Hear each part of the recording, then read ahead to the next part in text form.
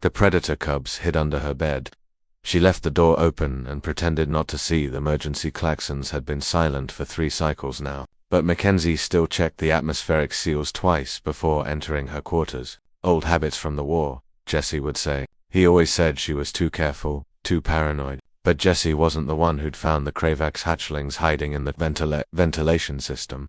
The station hummed with its usual mechanical breathing life support, gravity generators, the distant thrum of the trade hub's commercial sector. Mackenzie keyed open her door and stepped inside, already knowing what she'd find.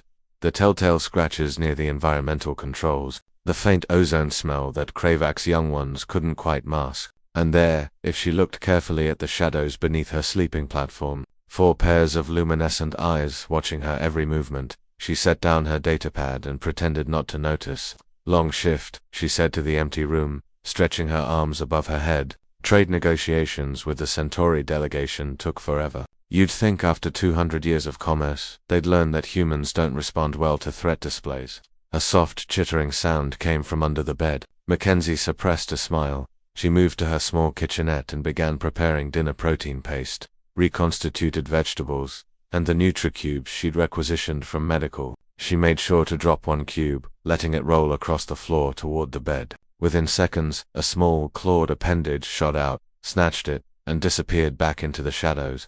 Clumsy of me, Mackenzie muttered. The Kravax were apex predators on their homeworld, 8-foot-tall killing machines with serrated mandibles and exoskeletons that could deflect pulse rifle fire. They'd been humanity's fiercest enemy during the contact wars, responsible for the deaths of millions. The treaty had been signed 5 years ago, but the hatred remained fresh, especially here on Station Kepler 442, where so many veterans from both sides tried to build something resembling peace, which made the presence of Kravax hatchlings under her bed a diplomatic incident waiting to explode. Mackenzie had discovered them 2 weeks ago. She'd been doing routine maintenance on her quarters when she heard the scratching. Her military training kicked in immediately. She'd grabbed her sidearm, checked her exits, prepared for confrontation, and then she'd seen them. They were barely the size of house cats, their exoskeletons still soft and translucent, their mandibles underdeveloped. Orphans, she'd realized. Their chromatic patterns indicated they were from the lower decks,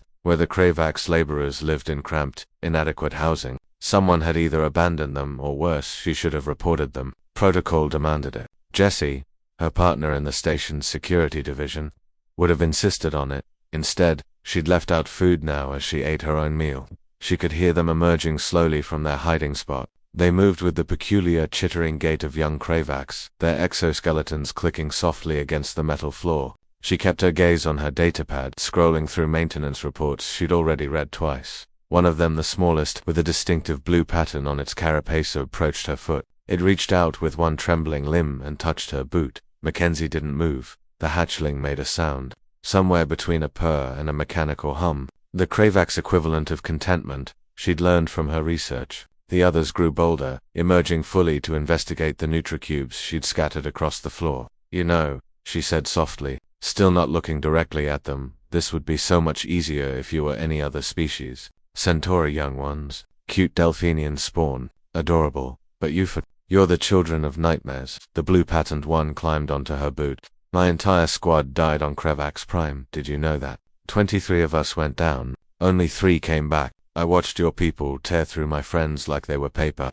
Her voice remained steady, conversational. I should hate you. Command would say I'm a traitor for not turning you in.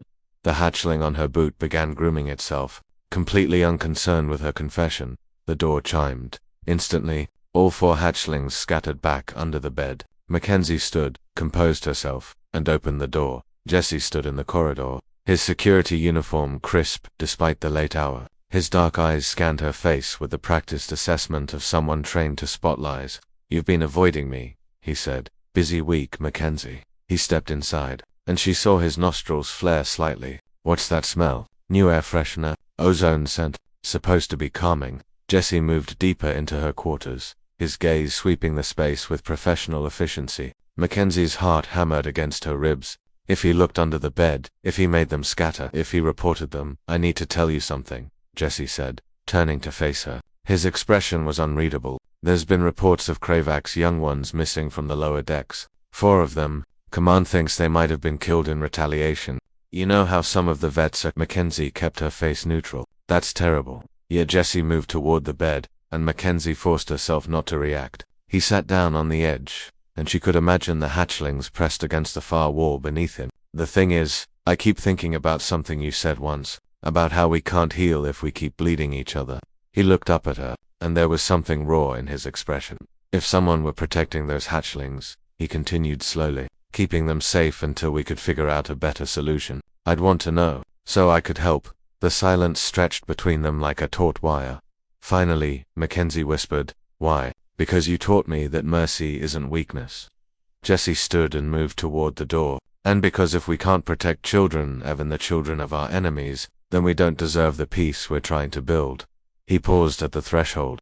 "Leave your door unlocked tonight. I'll bring proper food and blankets, the medical-grade kind, for exoskeleton development." He glanced back at her, the ghost of a smile on his face. "And Mackenzie, you're not as good at pretending not to see things as you think you are."